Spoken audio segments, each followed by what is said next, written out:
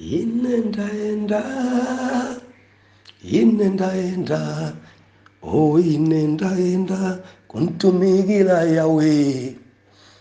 Malawi ndaenda, Safirika ndaenda, Mozambiki ndaenda, kuntumikila Yawe.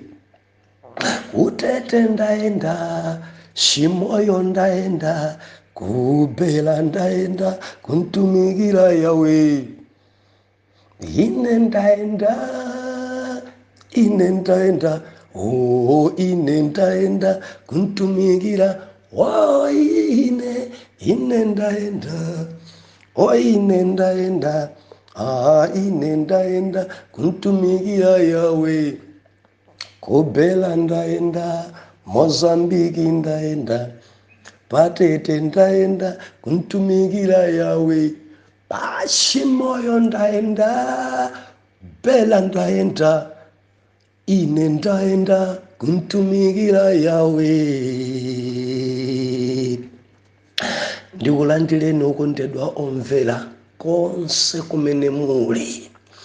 Heneleke Ichale mtumiki wanu believer, lero pa 8 December 2023, sabutopiki kukhudzidwa ndi vuto la wina. Kuyima limodzi ndi anthu amene akudusa mu nyengo za paniki. Mundikhulukira mwana Mulungu, voice yanga dzimveka motsika chonchi chifukwa cha malo amene ndili. Believer ndili kubera. Bera nonse muli bwanji? Padondo penipeni paja Mulungu atipambanitsa. Dzulo tayenda bwino kuchokera Utete nkudzafika kuno kubeira pafupifupi 10 hours tili mbasi ndi mtunda mwana Mulungu.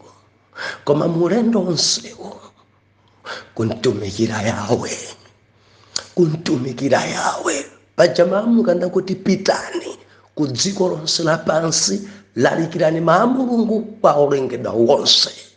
Believer taenda, tafika. Endi zimene zidzatheka chifukwa cha ana Mulungu amene muli pa mawondo. Pitirizani kupemphera chifukwa kuno ndithu ntchitoyo ilipo. Kwasonkhana chinandindi cha anthu. Tikupembedza Mulungu abwino. Mwana Mulungu, loleni ndiyambe nkuwerenga Genesis chapter number 44. Ndikuwerenga verse number 13 nkudza Jowa kudzawerenga verse number 13 mpaka na 25. Pamwamba apo pali mawu kuti abaleo ayesedwa ndi Josefe. Verse number 13 Mulungu anena kuti ndipo anang'amba zovala zawo nasenzetsa yense bulu wake nabwerera kumodzi. Verse number 16 pali mawu otsogolera kuti Yuda apembedzera Benjamini kwa Josefe.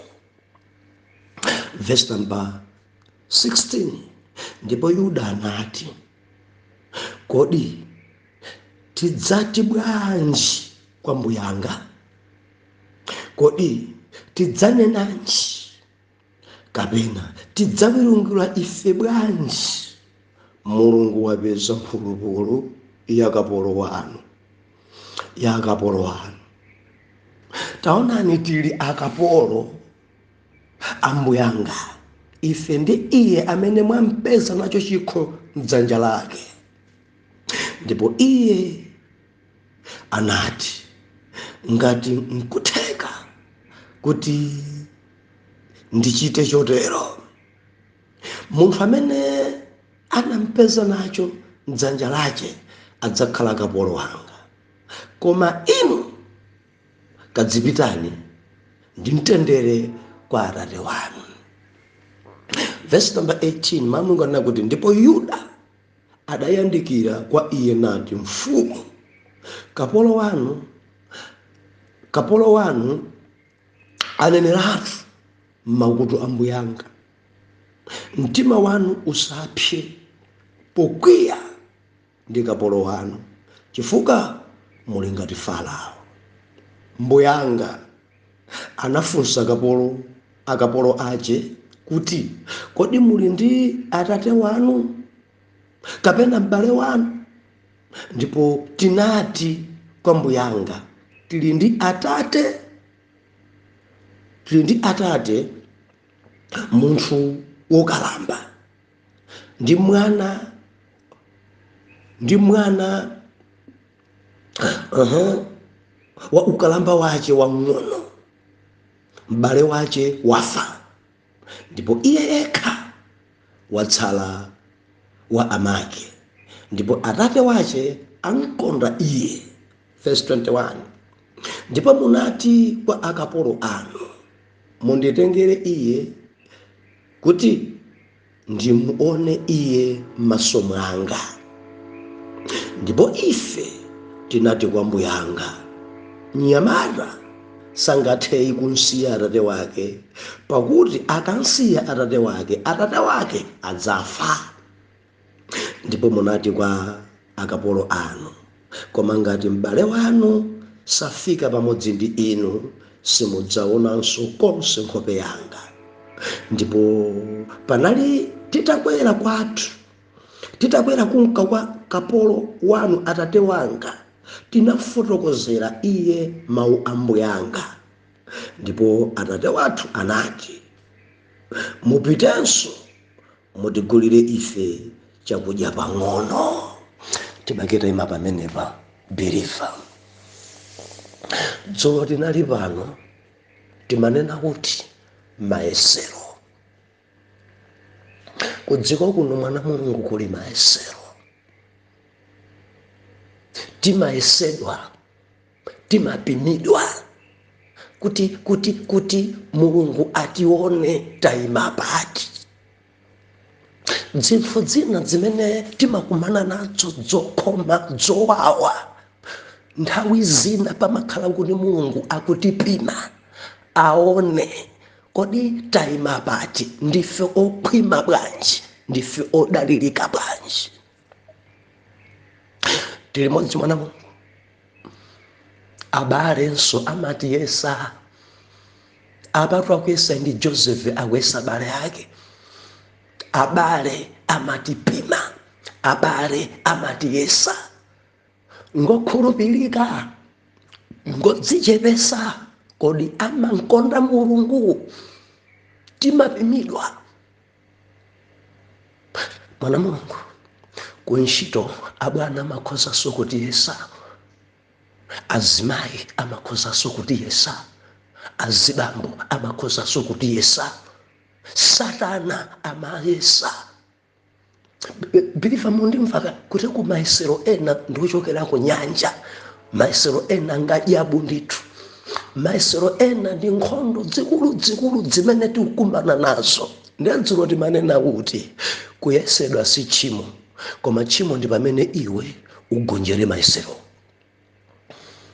Biliva timayesedwa, timapimidwa, kuyesedwa, kufunsiridwa ndi kuyesedwa, kunamiziridwa ndi kuyesedwa. Matenda ena amene akuti kudzinga pa nyumba, matenda osapuma, kudwala bambo, kudwala mayi, kudzadwala ana, kumangoloweserana, akaudzuka uyu winaso dzina dzija ndi maesero. Nditunena kuti maesero onga amene wawa amachokera kwa jabu.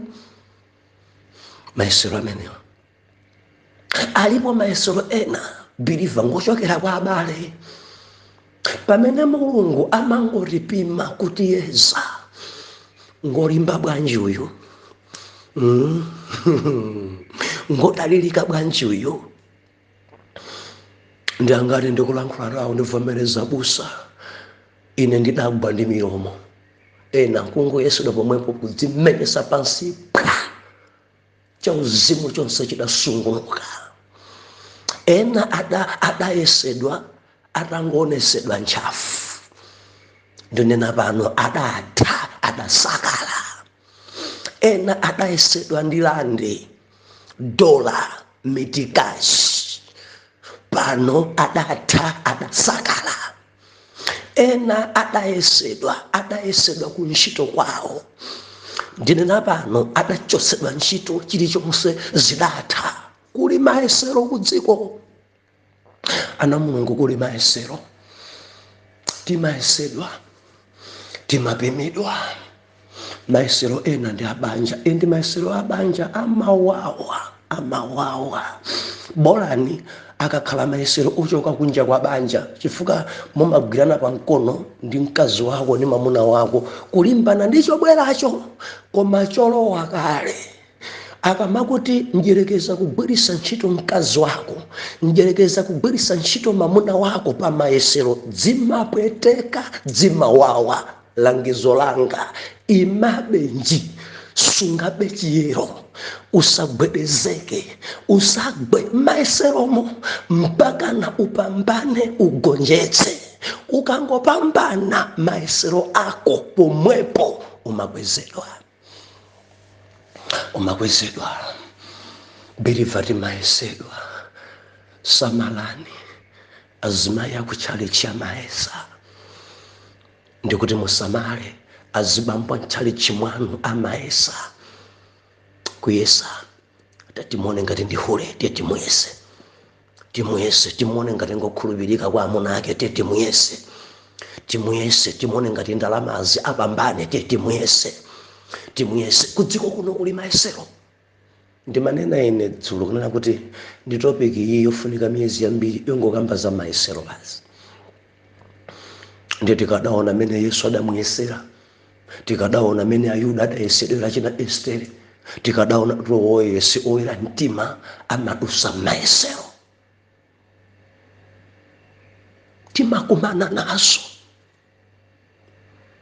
Timakumana nazo zowawa. Njerekezi amawayesa na Mulungu. Pempho langa, sunga chiyero. Sindikudziwa kuti mukudusa mayesero anji. Ena ndinena pano nyumba mulibe chilichonse, ndalama zavuta. Moti pano ndafika poyang'anizana, anthu akunyozana kopya chifukwa chosowa kwa ufa. Ndimati ndinene, mayesero amenewa asagogonjetseni. Muyang'aneni Yesu, mdalireni Yesu. Wina kumva kuwawa kwa mpiri mayesero abanja, kulakalaka banja itatha. Wina kungufukoda mbuye simungankontenga nzanga imuntenge bwanji kuti mwina mwake ine nkupuma. Believer mene ndi mayesero, endo sapemphere choncho kuti wina atsogole kuti umasuke. Ayi limba mtima, imabenji pa mayesero amene ukukumana nawo. Ukudusadi mu nyengo zosamveseseka, nyengo zowawa, koma ndalirebe Mulungu. Lero tikukambirana kunena kuti kukhudzika ndi vuto la wina, kukhoza kuyima limodzi ndi munthu wina amene akudusa mu nyengo za paniki. Wina zikansokonekera osamulekerera tachikhristucho. Wina zake zikaipa, ndikuti zake zikaipa kuyima naye limodzi. Wina zake zikada, tisamatayane madzi, kuti kudziko kuno anthu amatayana madzi. Za wina zikada, anthu amakuyandikira zako zili bwino, amabwera pa iwe bigi, achemwa, my lord, zako zili bwino. Dzikasokonekera, dzikafika pa wesi, anthu amakutaya, anthu amakulekerera, ena kukuthawa osakuwerengera. Lero nimafuna ndilimbikise mpingo wa Mulungu, tamvera, udzikhudzika. Kukhudzika.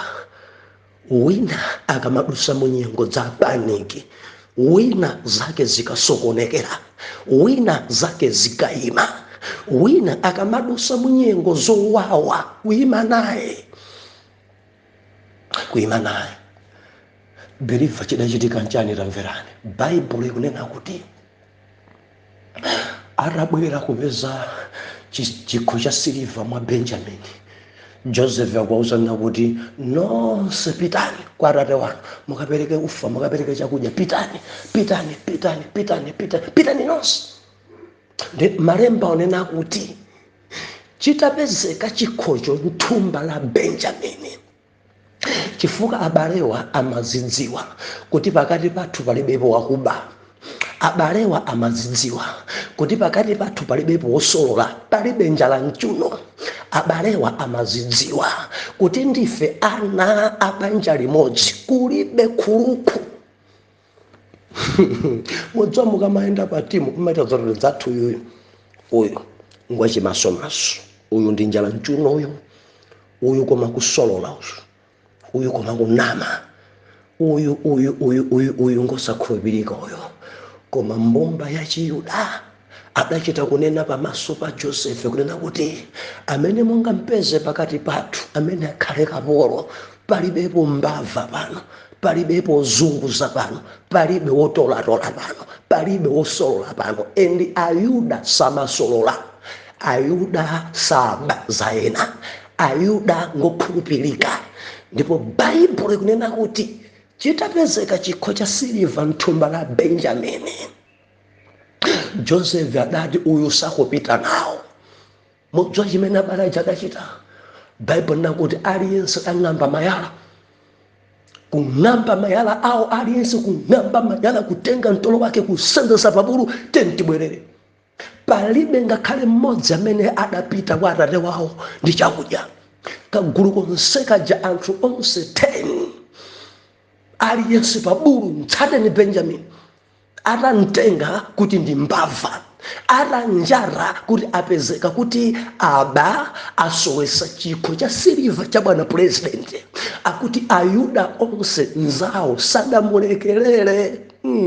Ayuda tisamalekelerane, tisamatayane madzi, tisamasiyane pa mavuto. Ndikunena ndi ena nzanu mudantawa zache zitasokonekera, mudamusiya zache zitasokonekera pano, simukuyenderanso limodzi. Chikondi ichi chachiphamaso chadzadza ku dziko liyo pamene zinthu zili mya zikada, onse aja amabalalika sapezekanso. Koma akundisangalatsa Ayuda sakutayana, Biliva sakusiyana, sakuntaya wina. Aliyense akubwerera, aliyense sakufuna kupita kunyumba, aliyense sakupita kwawo. Chimene chagwera Benjamini chagweranso ine, chimene chagwera Benjamini chagwera moyo wanga. Benjamini akakhala kapolo, inenso ndikhala kapolo. Ngati Benjamini akuphedwa, inenso ndikaphedwe komweko. Ngati Benjamini akumangidwa, nanenso akandimange komweko. Kukhala limodzi, kuyima limodzi, kukhudzidwa pavuto la wina. Pasiji tiphunzitse china chake. Kudziko kuno talekererana, kudziko kuno tasiyana, kudziko kuno tatayana madzi, kutayana madzi. Ikadakhalira kwa zinazi nzonamiziridwa, zinazi Biliva ndi mayesero, koma mpaka na nzanu mudantaya ndikukhala upu anthu okwanira mwina 10 kapena 8 akwakumukona bwacho. Ankatiposisa amene ni mbavu, Benjamini ni mbavu. Ndi akadamba kulankhula amene kubakwa yamba liti, mwina tidabwera ife kuno moja amene akhala kubera bambo amene madala akhala kubera amaoneka mwana amene madala akakhala nkankonda koma kamwana kankambava kukuba kwambiri zona angabe chiko mwana ni mbava nkatiposisa kuimba konse kuja mbava. Biliva enawa ndi mayesero, mudzimvesako zinthu. Imani naeni, musantaye, musamulekelere. Imani naeni nzanu, ndi mtasesa nzanu.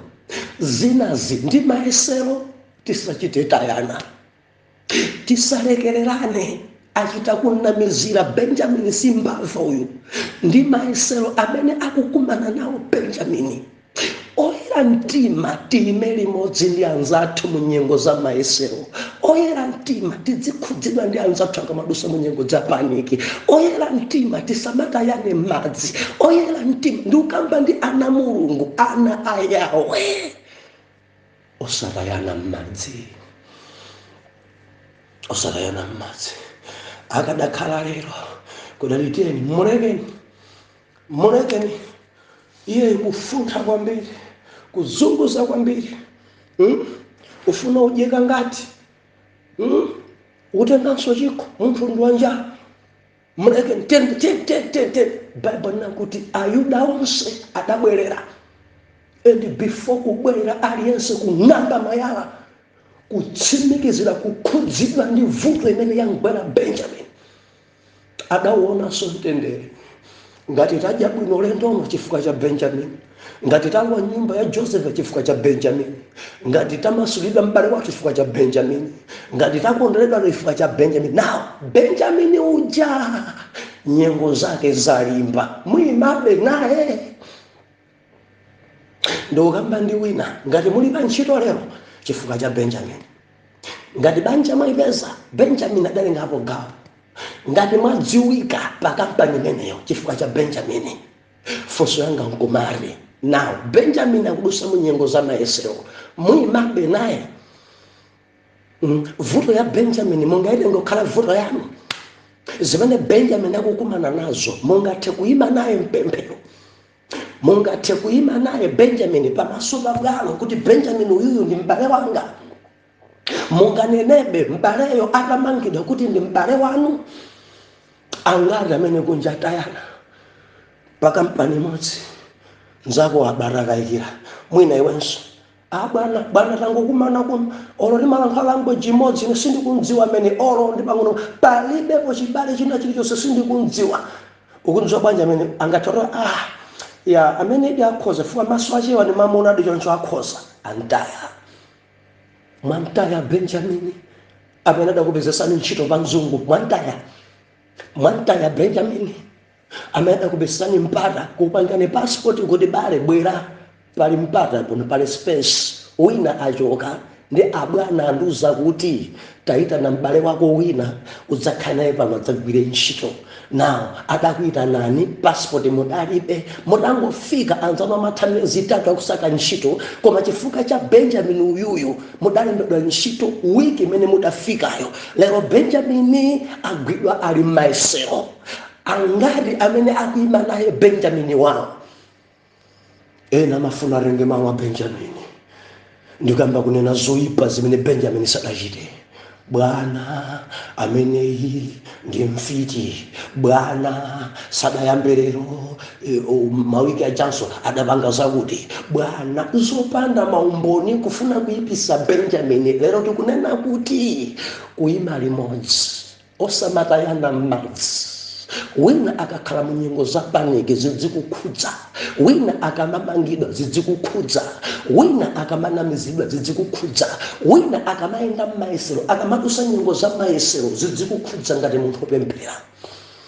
Mumakhudzika inu angati mwataya m'madzi chifukwa chakuti amba kudwala nzanu pano basi chinzache chatha, chifukwa kuti nzanu business yake yasokonekera pano simukuyimabe nayo, chifukwa chakuti chuma chake chatsika pano mwantaya, chifukwa chakuti banja lake latha basi pano simukugwiza naso naye, chifukwa chakuti mwina angongole amlanda zinthu pano basi sinzanunso.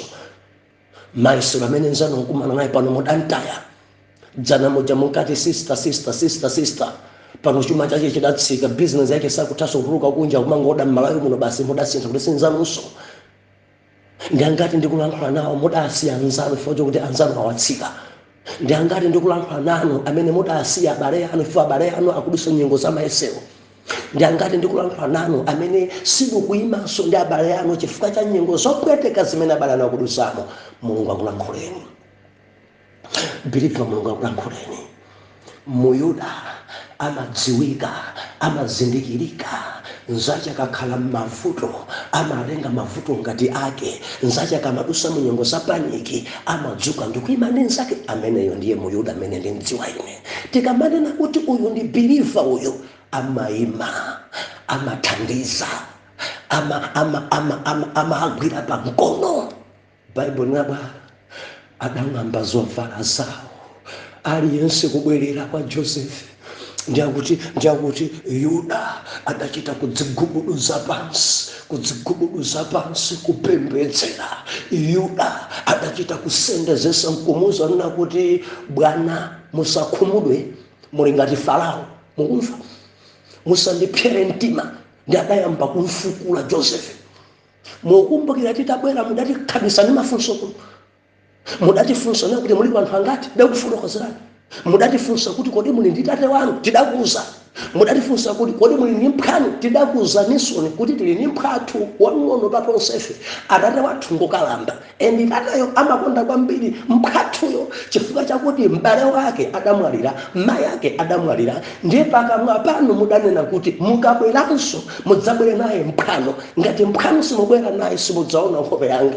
Titapita kwa atate wathu tidawuza atate china chilichonse. Nawo pamene ankatitumanso tibwere kuno tidawuza atate kuti tipite ndi Benjamini. Popanda Benjamini sitikalandiridwa. Nawo tidatenga Benjamini chifukwa choti inu mudamfuna kwambiri. Lero munena kuti mwapezeka chikho cha siliva, lero munena kuti basi ife tipite. Sitikupita. Mulole ine ndikhale kapolo. Mukutha kuona mtima wa Yuda achita sendeza, akukumbukira kuti adawinda, akukumbukira zimene adawuza bambo ake, ine ndidzakhale kapolo, ine mudzamfunse pa ine. Yuda akusendeza, sakumuopa mfumu. Sitikupita ya bwana, sitikupita ya, sitikuchoka bwana. Lolani ukapolo wa Benjamini ndigwire ndine. Lolani ukaidi wa Benjamini ndigwire ndine. Bible inena kuti Joseph adati siningamange munthu amene mthumba mwace mudalibe chikho cha siliva, amene ndi njale ndi Benjamini.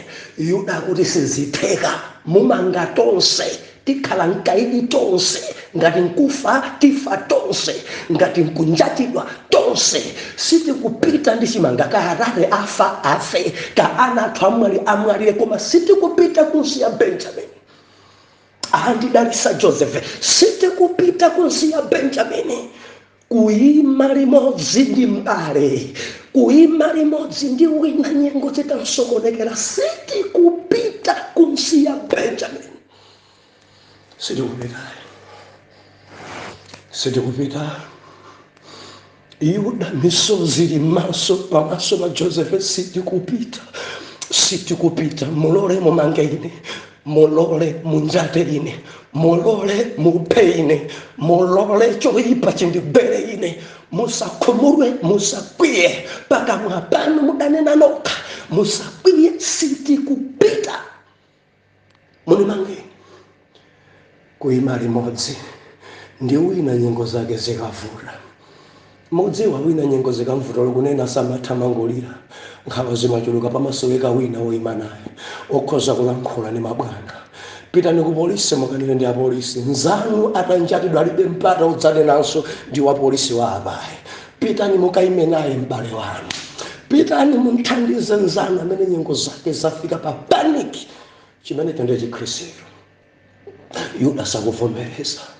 Yuda sakulola akuchita kugubuduzika. Yuda sakulola akuchita kudzigwetsa pansi. Endi manthalibe misozi m'maso mwake kuti manganine. Believer tisiyane pamene pampaka na manga pajatili ntawuni ija ya Beira. Pabwera anthu ambiri ndi fire. Golongoza iliko mkuno, Maputo iliko mkuno, Tete iliko mkuno. Kuli anthu ambiri, South Africa iliko mkuno, Malawi iliko mkuno, Switzerland iliko mkuno. Mwaonanso ena kusita semuri azungu aliko mkuno. Vangeli fire. Mozambique moto kuti ndikulembeketseni osatayana madzi. Imanaye nenzanoyo angochita kunamiziridwa. Atate tipaseni mtima onga wa Yuda, okhoza kudzigubuduza chifukwa cha vuto la wina. Mantha kwachosa, osaopa wa polisi, osaopa msilikali, osaopa oweruza mlandu, koma kuima kanena naye choonadi chimene ekhadanena mopanda mantha. Kuima ndi wina nyengo zake zitavuta. M'dzina la Yesu ambuye tapemphera, amen and amen.